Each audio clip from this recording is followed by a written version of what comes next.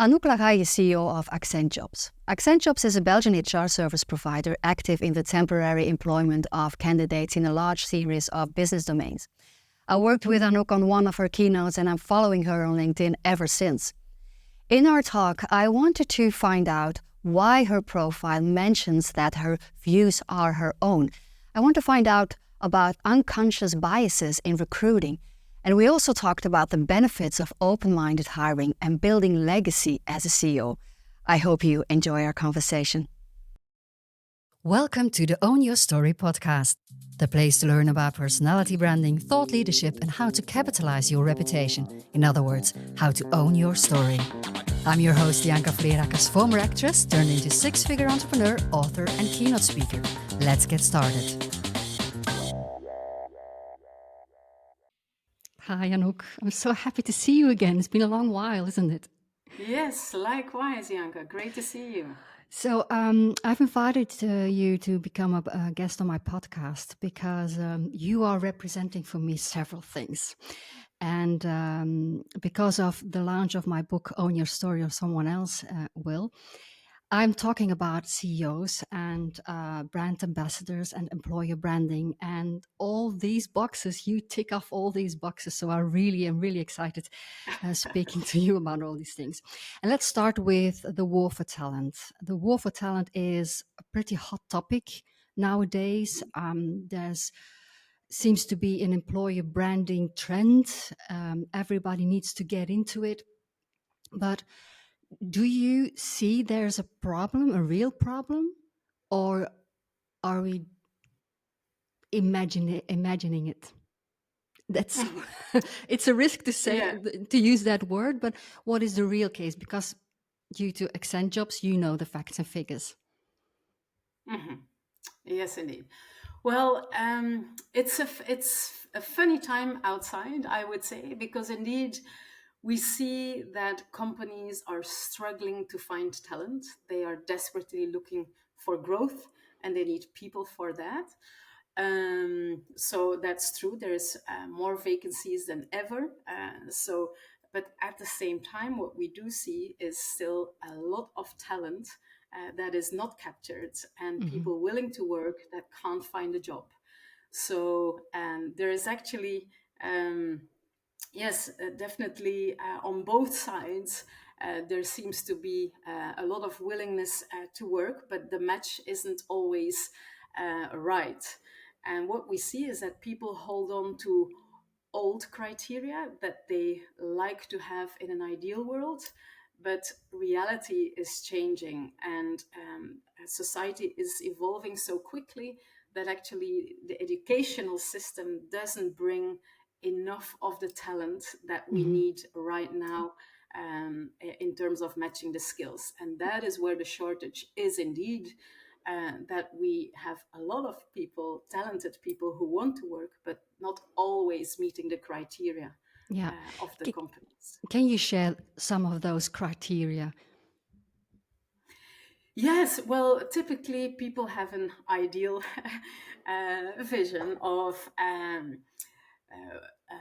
what the education is of the person. And of course, if it's an engineer, you need an engineering certificate, and that's a degree, that's for sure. But ideally, it's the perfect school. Ideally, they have the right age. Ideally, it's a man and not a young woman who still needs to have babies. So they imagine all these ideal scenarios, and unfortunately, they are actually irrelevant in many cases. And that's what we call unconscious bias. So people have a bias, but they don't realize it. So you mentioned education. That isn't education not fulfilling the new needs of the new employer or the new employee, or what about education? Yes, well, I would say not enough. So we need to all be looking to hire the will and train the skill. We all need to take our responsibility. And as companies, we need to also provide education to train the people to get to the skills that are required. So that is a shift that we Hmm. will all need to make, but also the candidate who's looking for a job. You are never fully graduated anymore. If you think you have a degree and that's for life, well, forget it. Life Hmm. is evolving so quickly that we will all need to continuously educate ourselves and sometimes even reinvent ourselves. So does that mean that companies should become educational institutes as well? In an ideal scenario, yes, or you make partnerships, Yes, or of you look course. for great HR partners who can help you with that. But Yeah. because sometimes companies are very small, they don't have the facilities, they don't have the enough number of people to provide the education themselves. So yeah, we need to look at alternative solutions altogether. And Hmm. collaboration is the new competition. We will all need to look differently into solving this. And so yes, there's maybe a war, but I prefer to call it love instead of war. So it's love for talent. And yeah, we need all to work together, because nobody is only providing the solution. We will all need Hmm. to work together. Now let's talk about Accent Jobs. Can you tell us how many employers and employees you are helping out to find each other? Yeah, we have 1,250 heart counts, we call them, not head counts, because it's the heart that counts. Hmm. And we provide jobs on average for about 30,000 people. So that fluctuates a little bit month after month, but on average, we have about Hmm. 30,000 people. Hmm. We provide them a job. So you're really into feeling the gap between the employer and the employee because you try to match them and you see there's a miscommunication on different levels of the recruiting process. But you have a solution for that. You created open-minded hiring. So tell me all about it. Yes, well, it comes from a deep frustration These are the that best ideas, we by the way. still. Yes, probably. I think you were part of feeling the pain at some stage as well. So when you inspired me, amongst others. So indeed, we see so many talents that would love to have a job or at least an interview, but just based on their CV, they don't Mm. have the right age, they don't have the right criteria, and actually they don't get access to the first interview. Um, and that's very sad, because they already get a no, but not one time, but actually 100 times. And yet we see that talent.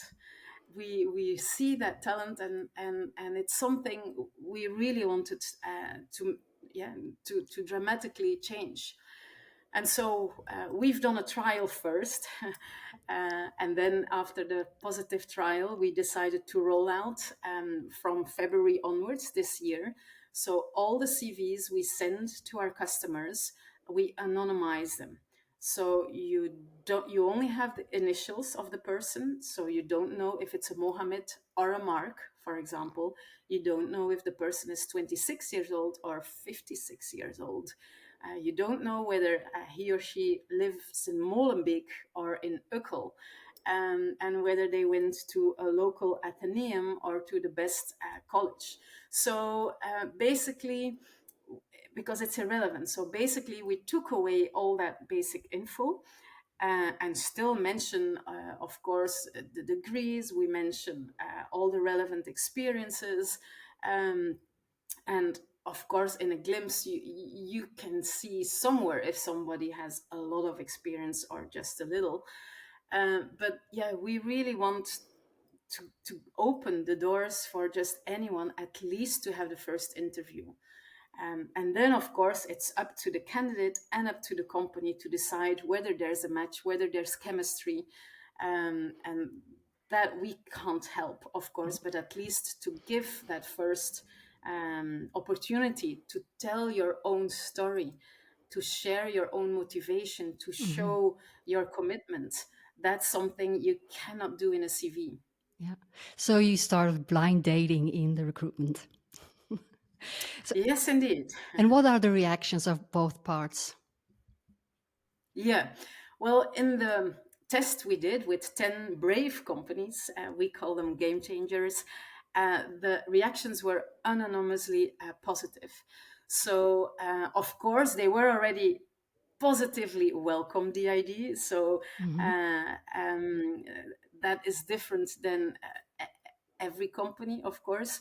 So we had a little bias as well, but it gave us the courage to just go for it and actually have the moral high ground. And even though a few customers might not be ready for this open-minded hiring, that we hope we can give them the time to take along that path, and that eventually they will also come this way. We did a study, a research, quant research, and we saw that 70% of the companies were open to the idea, 20% were hesitant, maybe, not sure, and 10% said, no, no way, we don't want this. But still, we've pushed ahead and we've Hmm. launched this nationally. Yeah. And why wouldn't companies try it out? Why wouldn't they? What Well, reasons do they give? actually, yeah, um, they miss some extra information. For them, it's more of a full picture and grip that they have when they see the age, or when they know which school they went to, for example. So, but it's actually false beliefs. So we need to open the minds of everyone and at least give chances. But to be fair, there's actually quite some reasons where you can understand where they come from. For example, I was with one customer last week and they said, yeah, we actually have an aging population. Our company, everyone is growing old. Yeah. So we need to recruit young people because that knowledge is going to disappear in 5 to 10 years. Everyone is retired. So you can understand, when companies are positively discriminating, so to speak, for example, based on age. But what they do forget is somebody of 56 years old, they can have another brilliant 10 years as well. Yes. So 10 years of someone older is more than sometimes 2 years of a young person who's full of potential, Yes. and still looking for growth and willing to change companies. Yes. So Yeah. yeah, we just Yeah. need to embrace. Yeah. So it's a beautiful concept and still an experiment or something you want to continue. We will continue. We will absolutely continue. We are now confirmed already after a few months that we see more interviews, with our harder profiles. We see so older people, people with an ethnic background, so not born in Belgium, lower educated. So we see they get more interviews. So that just gives us Mhm. positive reinforcement that we will continue. It's too soon to say that it's translated already into more candidates starting, but we hope to see these Yes. numbers fairly Yeah. soon. Yeah, it's a very interesting concept and project. And when I found out about it, I was rethinking things that I've written in my book, Own Your Story, or someone else will. In my book, I am empowering both employers and employees to start a personal brand on, for example, on LinkedIn, because international research showed that recruiters are looking for the participants and the applicants online to find out who they are and what they do. And building a personal brand is a good way of showing more of what you do and what you're worth.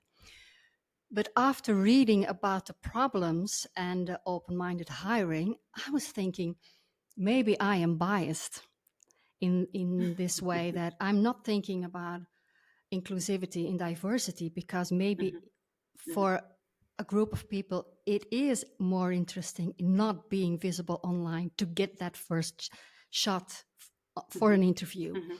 So my question for you is it a good thing for everybody to be visible online? when they're having these issues? Yes, it's a very fair question. I think if you have a strong CV and a strong story to tell, it's obviously a benefit, and you gain more quickly access, or you get invited more quickly. Having said that, for the people who haven't, it's true, or people who are not, who don't have great writing skills, or yeah, presentation skills, it is much harder indeed. And then, yeah, people can judge too quickly. So it's a double-edged sword, it Yeah. definitely does not help um, to make the difference between those who can and those who can't.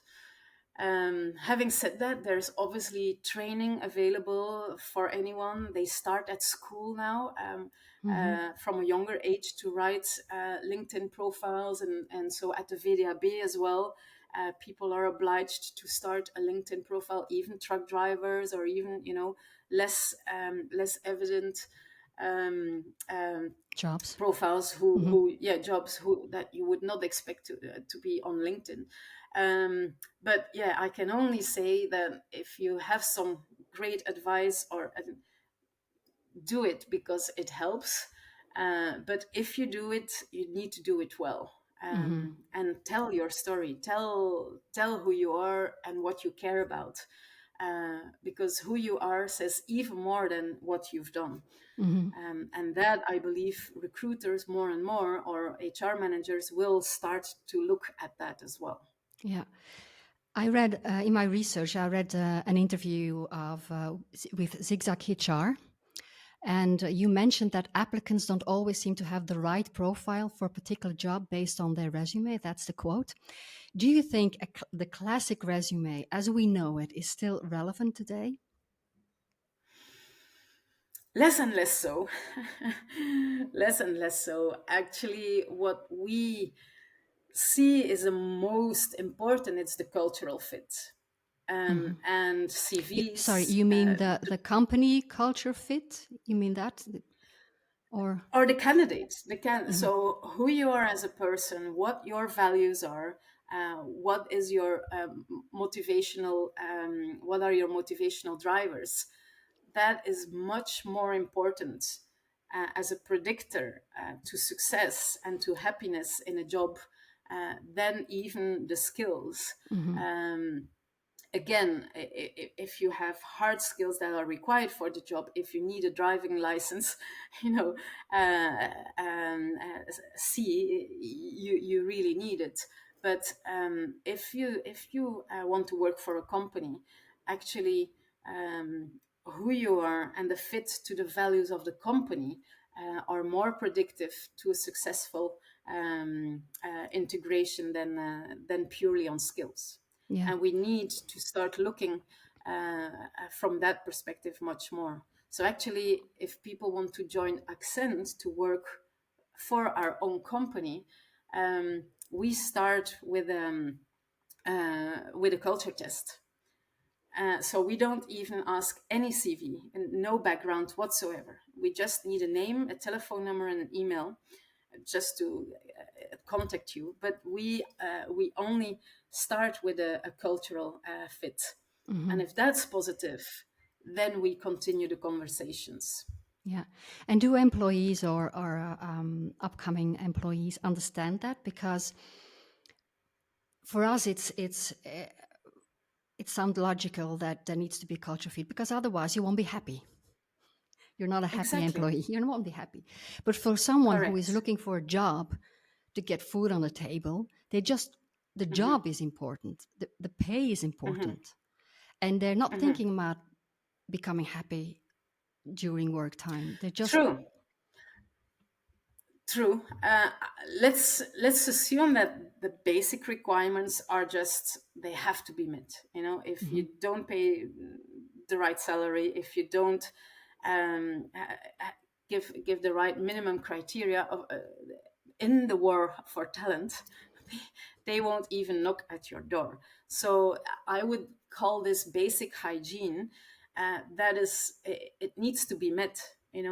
Also in the horeca sector, we see it's so hard after Corona times. So many people have left the sector, don't want to go back. So they they really need to pay good wages as a bare minimum. Otherwise, they need to close the restaurant for one shift, or um, so that is just basic. That is just basic entry level. But then, indeed, um, to have real fulfillment or stay in the long term, that's where that's where it comes down to. And don't forget, if they don't have the right skills, they will be trained. But for the company to make sure that they will pay for the training, they want to make sure that there's a fit to the culture. So I think it's more and more logical, both sides, and for the candidate and for the company, to have a fit on values. Hmm. And I think CVs moving forward will be much more pronounced, I believe, in from that perspective, and differentiated. Yeah, yeah. Now let's talk about your presence on social media and well, most of the time on LinkedIn. That's where I see you the most. Um, Mhm. when I look at your feed, you have a big variety of commenting, sharing, and writing your own posts. And you have a very natural style in your communication. To me, you are a real chief brand ambassador. And that is something in my opinion, all CEOs need to become, just not only the CEO, but the chief brand ambassador to lead the way, to walk the talk for the other employees. What's your view on social media presence as a CEO? Mm. Um, it all depends. I don't think there is one recipe. I can only say what works for me, Please do so. and what I believe in. Um, for me, I believe as a CEO, you need to write yourself. So my account is really my personal account, and whatever I'm writing or commenting or posting on, it's me, Anouk. But that means I have the hat of a CEO, which is obviously one thing, but I'm also a mom. I'm also a daughter. I also have a passion for health. I also have an opinion what's happening in the world. And I do this authentically. So I only post when I have something to say. So it's not scheduled, and I do it myself. So I don't have a team, or I don't delegate that to marketing, or because that would then be the CEO of Accent only, which I'm not. I am also the CEO of Accent, but I also have all these different hats, and that is where I believe people see the real human being, and the real person with her values, and what she stands for, and I think that's more enriching, I believe, or people get a fuller picture of who you are, which helps to build trust. So for those CEOs who do that, I have a particular um, interest and sympathy, because I believe those people who dare to do this, uh, yeah, are really connecting. So, Mhm. Now, a lot of CEOs don't agree with you, are afraid to be out on the open and express their own opinions, have their mom or dad hat on. Um, are you not afraid in one way or another that it'll backlash and that you will? yes, I mean, that can happen, but that's the risk you take. You Mhm, know, um, you need to know when you post something or wherever on, broadly, that there might be many opinions, mhm, and that you can get a lot of backlash with people who disagree. So you need to be conscious that if you do put out something forward, that you will get reactions, positive or negative. If the topic would be too sensitive, then of course you only discuss it with friends, or only in a pub, or only Hmm. at a table. But yeah, I think it needs courage, but that's probably what we all are missing a little bit, is leaders who dare to stand for something, and who dare to express themselves, and uh, take the hit Hmm. from time to time. But you also create a much stronger connection with people who agree with you, and even people who disagree with you.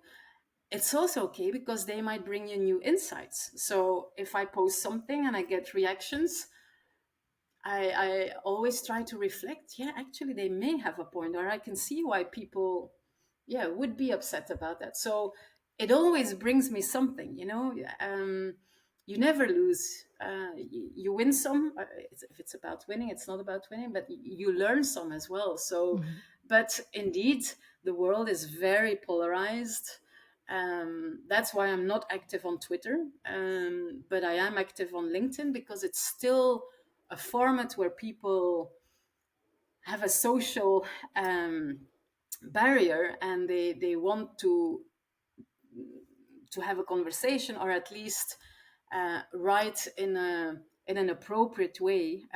So it's not just a bucket full of full of emotion, which Yeah. Twitter is much more. Yeah. And do you have kind of a plan is a big word, but do you have any idea of what you would do if you get very bad comments on something you've posted?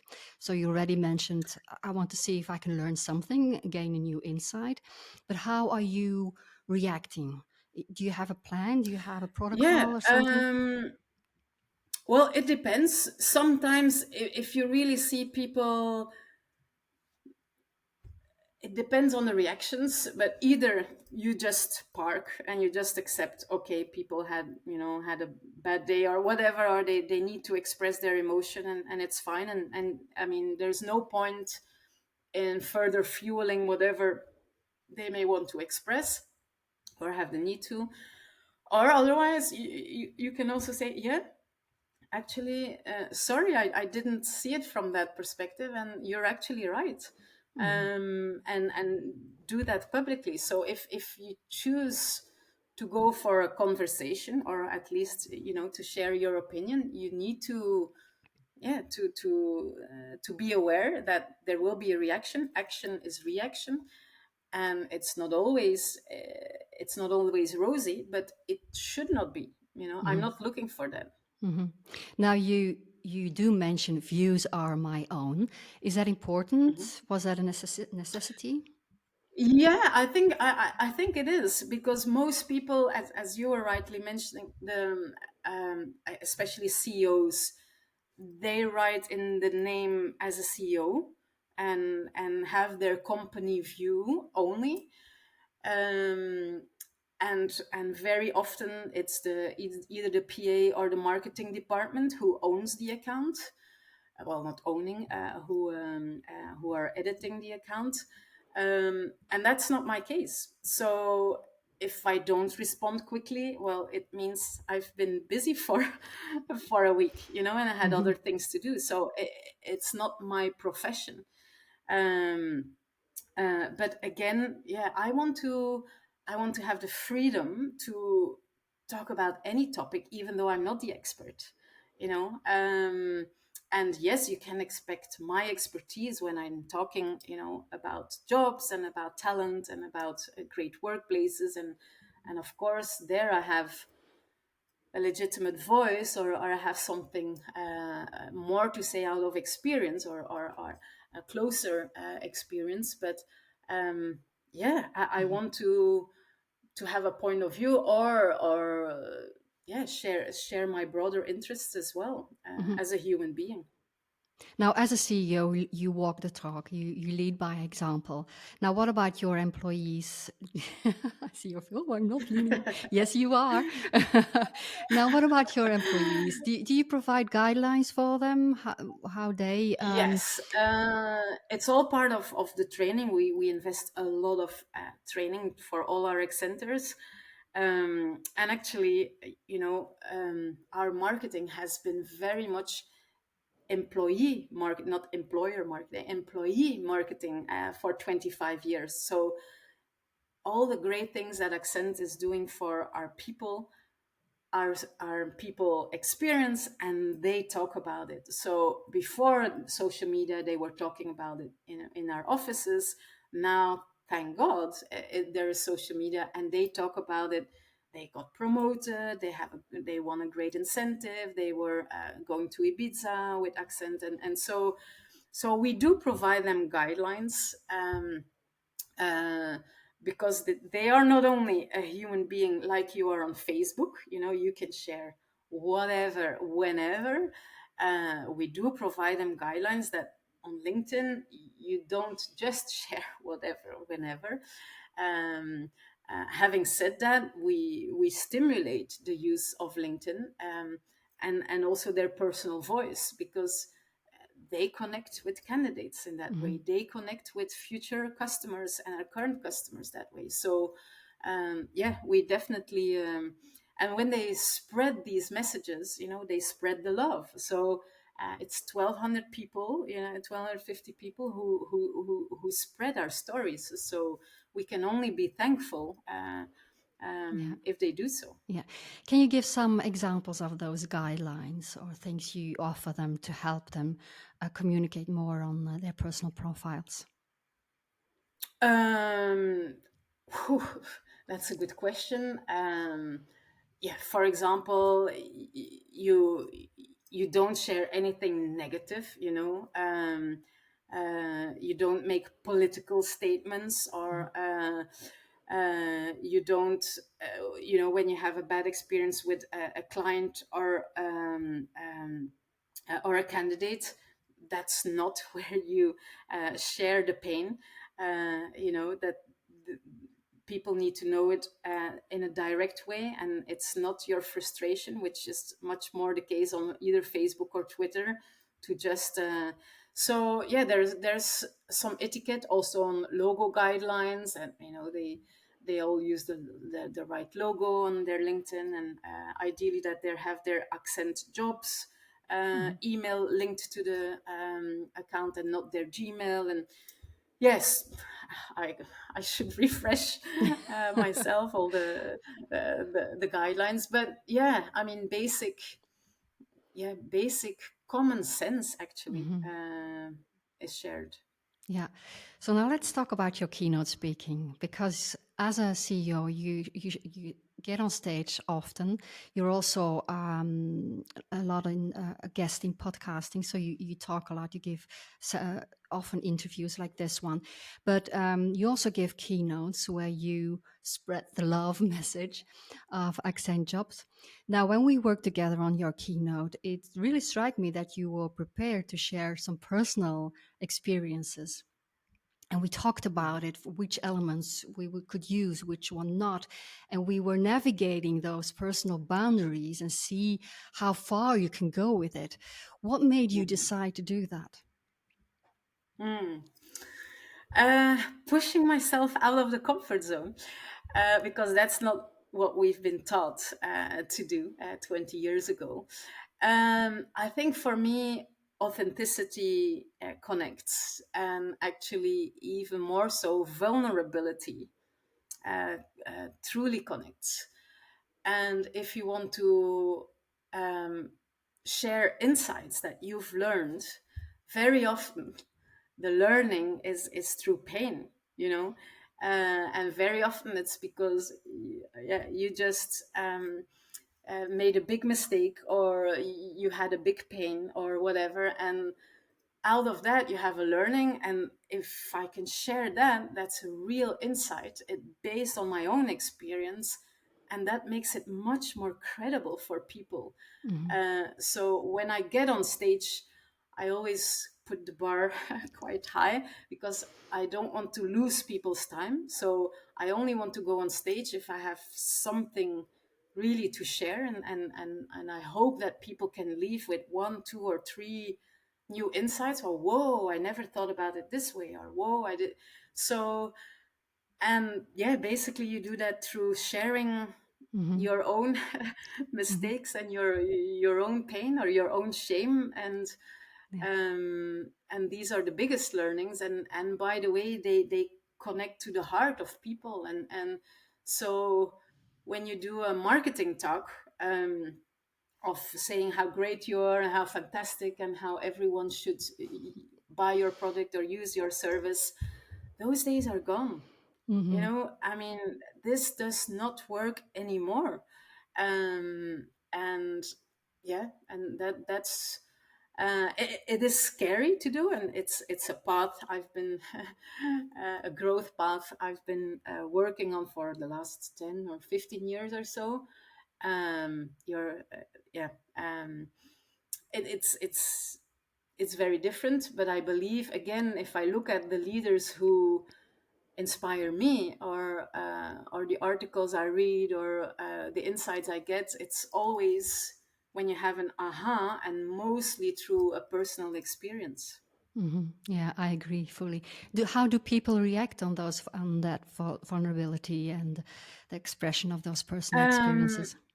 yeah, well, I don't want to be biased, because people come to you, you know, after a keynote, and they say, oh, fantastic and great, and you've done this and that. And obviously the people who love it, they come to you. The That's true. people who don't like it, they go away and they don't say anything, you know. So I want to take that with a pinch of salt. But yeah, when people open up and tell them their own experience, or they write you a thank you note, you know, after the keynote, and they connect on LinkedIn, and they write an email, you know, or a message, I think, yeah, that's very meaningful to me, you know. So yeah, Mm-hmm. if I can share my learnings, and that they, out of my mistakes, they don't need to make the same mistake, or they experience the same, and they said, yes, I totally agree with you, or disagree with you. Again, even if it's disagreement, I reflect upon it, and then I might Mm-hmm. tweak it, you know, for my Yeah. next keynote. Yeah. So yeah, Yeah. I just love it. Yeah. Last question. And I need great people Yeah. yes, to help Last. me craft that story. Yes. Thank you. Last question. In my book, I'm trying to empower and motivate people, especially CEOs, to see personal branding not as a marketing strategy, but as a way to build legacy. Mhm. So I want to end our talk with this question, which may be a very tough question. What is the legacy you are building? What do you want to leave Mm. behind? Oh, that's a very big question, I know.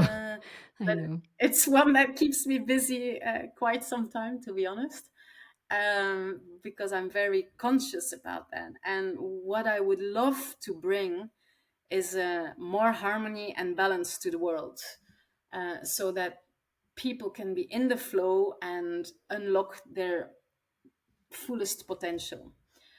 But that's something big. So that's something very big. So if I can contribute a little bit to that, um, yeah, that is probably the reason why I am here in this life. So I think we've lost connection as a collective, you know.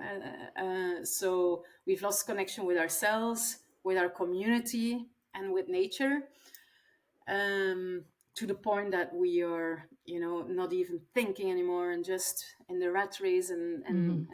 and do all kind of things that have nothing to do with the essence of life. So if I can help in some kind of way to bring back a bit more harmony, to reconnect um, with yourself, with our community, and with nature, that's where I really want Mm-hmm. to help and contribute in leaving a legacy. Yeah, beautiful. We've come to an end of our conversation. So I want to wish you the best of luck. And I will do that in a way actors always wish each other good luck before they get on stage.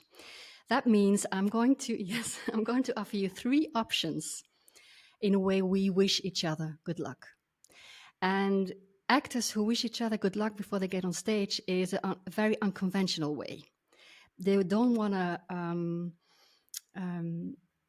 They want to knock on wood, as we say. Mhm. So Mhm. we're very careful of saying good luck. We don't say good luck, we say the opposite. Okay, Yeah. so you can choose between three options. This is the first one, break a leg. The second one is a French swear word, merde. And the third one Mhm. comes from a Yiddish incantation, which means kind of knocking on wood, and is toi toi toi. So break a leg, merde, or toi toi toi. How can I wish you all the best? I love the knock on wood, so give me the toy toy toy. Okay. Toi toi toi, Anouk, with all you're gonna do. And thank you for being my guest.